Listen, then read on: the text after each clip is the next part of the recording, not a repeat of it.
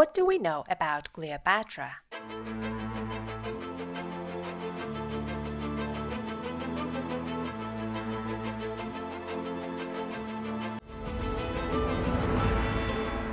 We know that she was breathtakingly beautiful, she was powerful and fabulously rich, that the powers that to be bowed before her. We know that her life was full of intrigues and risks, and that she had many love affairs, and the love of her life was Mark Antony. We know that she ended her life by poisoning herself. But is it really so? The image that we have in our heads was formed by filmmakers, and those historical records that have been preserved about her were written by her enemies, the Romans. In fact, Cleopatra was not beautiful. Yes, she was rich, but not fabulously rich. Otherwise, her father would not have had to borrow money from the Romans. Yes, she was powerful, but not so much that she did not depend on the Romans and was not afraid of attacks from different sides. Yes, the Romans feared her, but did not bow before her, and it is still not very clear who she really loved. What was Cleopatra's secret? Were the Romans afraid of her? Who did she really love? Was she really a great politician and strategist, or was she a big spender and partygoer? Why did she plunder the tomb of Alexander the Great, her great ancestor? Where was the queen herself buried? What happened to her? This story is about a queen of Nile who experienced ups and downs in battles, was in exile, languished in prison, won the hearts of many men, was a trendsetter in Rome and therefore in the world, and all this being not an icon of beauty. This is a story about a cruel and ambitious woman who loved the Roman emperor, Egypt, and her power.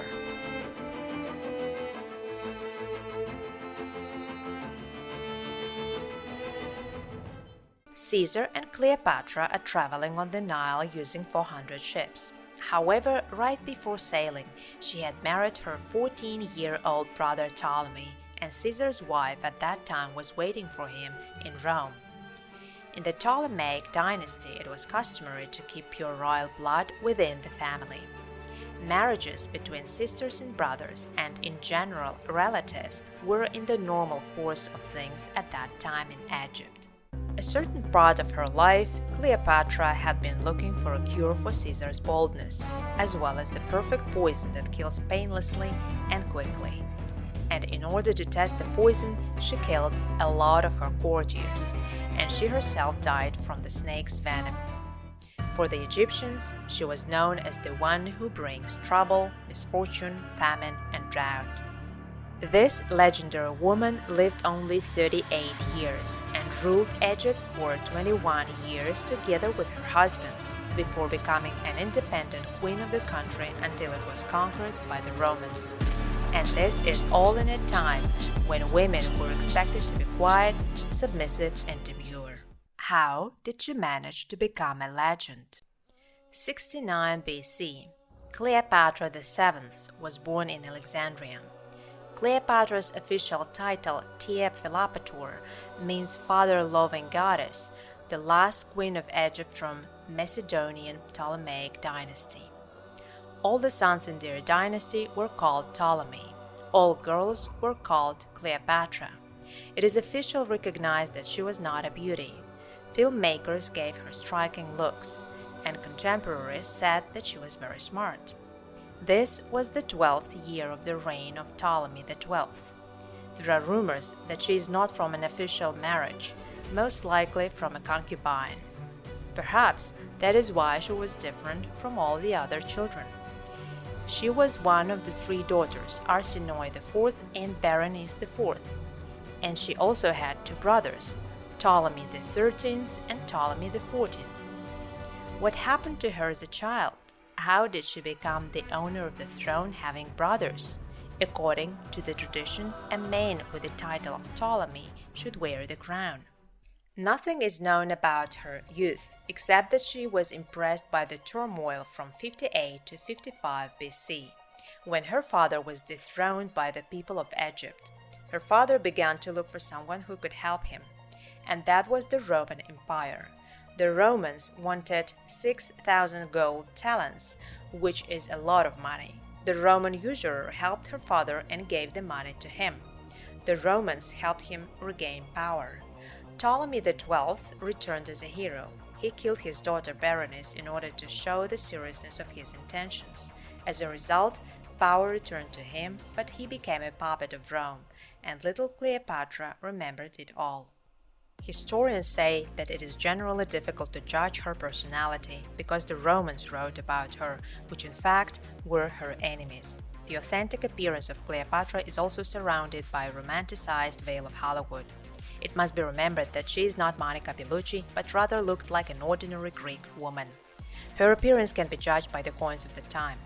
Plutarch said the following about her: "For the beauty of this woman was not that which is called incomparable and strikes at first sight, but her appeal was distinguished by irresistible charm, and therefore her appearance, combined with the rare persuasiveness of speeches, with the enormous charm that showed through in every word and in every movement, firmly cut into the soul.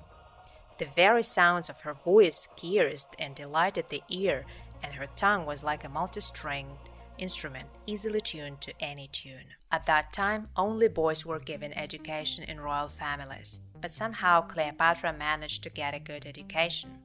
Cleopatra is the only ruler who learned the language of the Egyptians. The rest of the Greek rulers did not know or speak Egyptian, and she also knew Aramaic, Persian, Berber, Greek, Latin. Even the great Caesar and the entire ruling elite of Rome did not speak Latin. The Romans were so inspired by the history of Greece that they adopted all the mythology, culture, language, and style. How did she become the ruler of Egypt with her brothers alive? Ptolemy XII dies and transfers the throne to her daughter Cleopatra, and with it a dependent position before Rome, and also bequeathed to her to rule with her brother. Ptolemy XIII was 9 years old, and Cleopatra is 18 years old, and she marries her brother according to the Egyptian tradition. In the first 3 years of her reign, there was a drought and a very severe crop failure. A crop failure for Egypt is hunger and poverty, and a rumor began to circulate among the people that Cleopatra brings bad luck. Then the eunuch Pothinus appears on the stage, who was the head of government. He persuades the commander Achilles and the educator of the royal family, and together they come to Ptolemy XIII and arrange a conspiracy for anti-Roman influence and persuade him to kill Cleopatra. She has to flee to Syria. In Syria, she easily recruits an army for money without ideology. And under Egypt, she meets with her brother's army, which she brutally smashes. Ptolemy flees to Egypt. She follows him. By the way, an interesting fact: Cleopatra plundered the tomb of Alexander the Great in order to improve her financial affairs. Despite the fact that Alexander the Great was the king of Macedonia, he was buried in Egypt, which he captured. Alexander was placed in a honey-filled sarcophagus and placed regally in a mausoleum filled to the brim with gold. For the next 300 years, the grateful descendant of Ptolemy would regularly surreptitiously visit the great commander's tomb to raid and profit if the Egyptian economy began to sag or urgent royal investments were needed to keep it afloat. Cleopatra was no exception in this matter. As a result, she squandered all the money that remained in the tomb. At this time, a civil war rages in Rome, where Caesar fought against Pompey. Pompey and Caesar were related, since Pompey was married to Caesar's daughter and they were previously friends. Pompey at some point wanted to take the helm, but at the same time they treated each other very respectfully. Caesar is victorious in this clash of armies, and Pompey goes to Egypt for help. Meanwhile, the stricken Ptolemy XIII is heading towards Egypt, and Pothinus decides to play ahead of the curve and sails to meet Pompey. Caesar is informed that there is a civil war in Egypt, and he decides to go to Alexandria and restore order, not knowing that Pompey is there. Caesar goes to meet Ptolemy. He explains everything about his sister to him, and then Pothinus says that they have a gift for Caesar, and they carry out the severed head of Pompey on a platter. The Egyptians thought that Caesar would dance with happiness because despite the Greek roots and imitating them in everything, they still had an Oriental mentality. Caesar was shocked. For him it was savagery and barbarism. He expected to be friends with him, since he was the husband of his daughter. Caesar was furious and ordered to bury Pompey in Alexandria and erect a sanctuary there for Nemesis, the winged goddess of retribution. Caesar ordered the end of the civil war and reminded them of the debt of 6,000 talents to Rome, while saying that now they owe this money to him personally. Then Caesar raises taxes and decides to reconcile Cleopatra and Ptolemy. Cleopatra is informed that Caesar is waiting for her to meet, and at the same time they warn that Pothinus is preparing an ambush and wants to kill her. She decides to wrap herself in a carpet, supposedly a gift from Cleopatra, and when Caesar was left alone, he decided to see what kind of gift they sent him. She is 21, he is 52. She fell on her knees to the Roman dictator and began to complain about her bitter fate, and said that she did not want more blood. Caesar asked what he could do. She tells him to stop the bloodshed and execute Pothinus. On hearing of the execution of Pothinus and fearing that the same fate awaited him, little Ptolemy carried all the gold he could and ran away from the palace. On the way, he decided to swim across the river, but with the weight of the gold, he drowned. Cleopatra comes to power. Caesar supports her. They have an office romance. Meanwhile, the Roman legion left by Caesar to protect the interests of Cleopatra began to behave impudently, and the Egyptians were very unhappy. The uprisings began. As a result, Caesar was under siege. He does not have any troops with him or a plan of action. He was saved by the reinforcements of Mithridates of Pergamon. In 47 BC, these rebellions were all defeated, and Cleopatra's sister Arsinoe, who had joined the rebels, was captured and held in Caesar's triumph, which is considered very humiliating. After that, Caesar invites Cleopatra to celebrate the victory and invites her to travel for 2 months along the Nile in 400 ships. And just before sailing, she married her brother Ptolemy XIV to maintain the illusion of a male ruler. Caesar's wife at this time is waiting for him in Rome, while her husband and Cleopatra enjoyed the journey.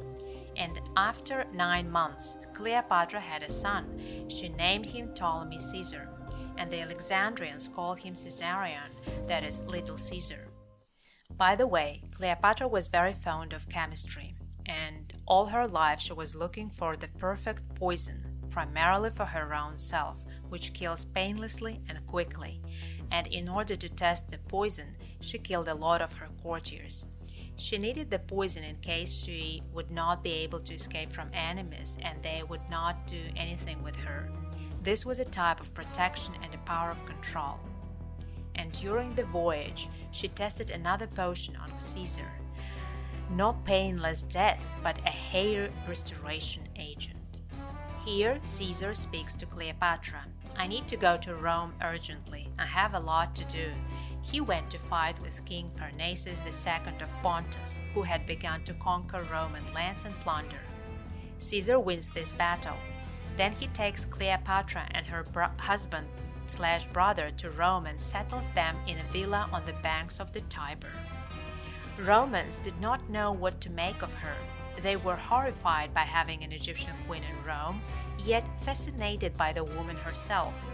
Her charm clearly won them over, and many members of Rome's elite visited her temporary palace in Rome.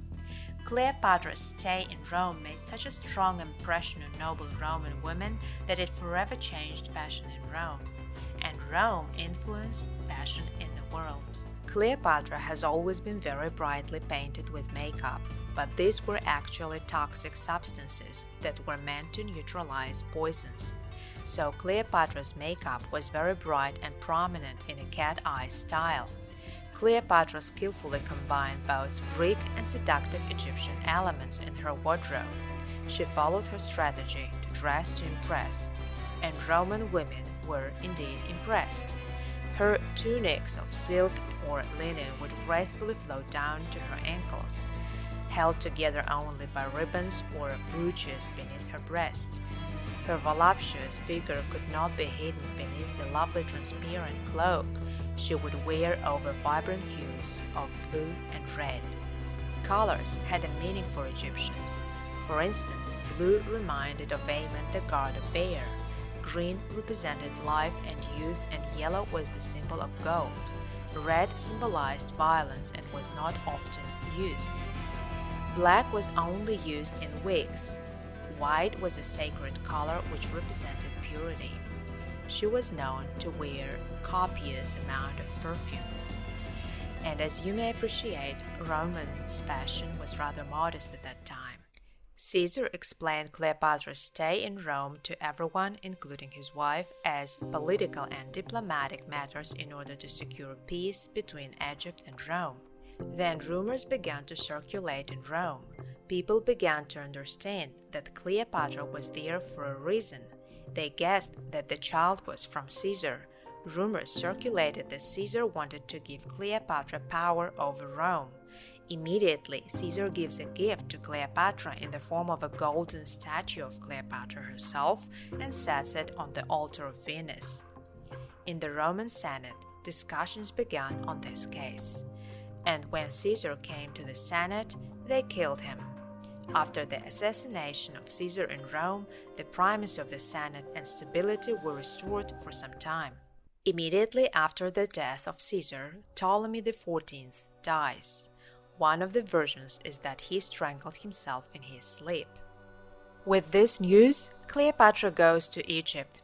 Egypt must be ruled by Ptolemy, and Cleopatra said that she would rule with her son. And as soon as she comes to Egypt, there again begins drought and famine. The people of Egypt understand that this is a very bad sign. She brings bad luck.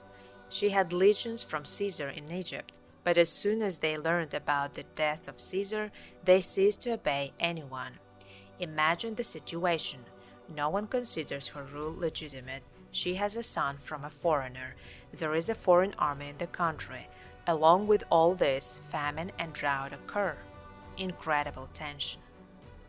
In parallel with this, in Rome, Cassius, Brutus, Antony, and Octavian, who are Roman politicians, want to break through to power. Brutus controlled Greece and Asia Minor. Cassius went to Syria. Antony and Octavian also began to divide spheres of influence. Antony wanted to rule Egypt. Cleopatra is already 28 years old, and then the 40-year-old Roman commander Antony comes to meet her. Antony seriously believed that he was the reincarnation of the god Dionysus, the god of fun, wine, and celebration. Cleopatra knew this fact about him. She knew that he was incredibly amorous, conceited, considers himself a demigod. She goes to meet him on a ship with golden stern, purple sails, silver oars. She herself was dressed exactly like Aphrodite, with boys dressed as arrows, and the maidservants dressed as nymphs ruled the ship. Her ship sailed to the sound of a flute and cithara and wrapped in incense smoke. Antony was fascinated from the very first second. In theory, he wanted to accuse her of something, but after learning that she had nothing against Rome, he dropped all charges against her. And Antony, in order to show interest in Cleopatra, brutally killed Arsenia, her sister, who was in captivity and was hiding in the temple of Aphrodite.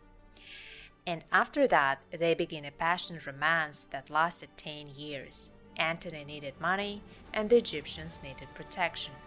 In the heat of passion, they agreed that if one of them dies, the other will also kill themselves. From 41 to 40 BC, Antony spent in orgies with Cleopatra and her maids. They played dice, they drank, they went hunting, which was unthinkable for a woman. At night, Antony had a stupid habit of dressing up as a slave and loitering around the city, knocking on doors, and when they opened, he angered the owners with his insulting jokes. Cleopatra was at his side and dressed up to match him. At that moment, several wars began in Rome, but Antony did not react to the problems. Antony's official wife Fulvia financed the uprising in Rome to attract her husband's attention. Fulvia decides to come to Egypt to meet her husband. Cleopatra tells him, "Go to your wife, but as soon as you go to her, I will kill myself." So he did not go to his wife, who was waiting for him in Egypt in a conventional place. Heartbroken, Fulvia returned to Rome and died of grief.